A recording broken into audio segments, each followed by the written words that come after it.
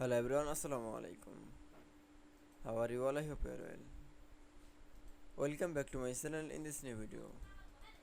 Today's video, how to make footer small in Google Docs. So let's start it.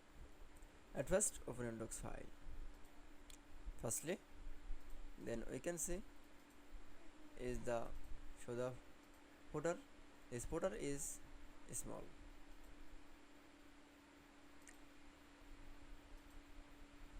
This footer is small. Firstly, I select your footer option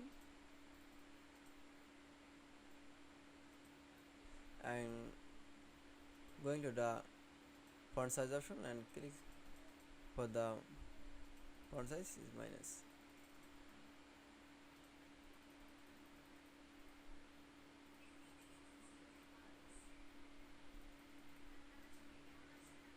And now click for the option and click for the footer format option. Now click for the apply. It's okay. Then I show the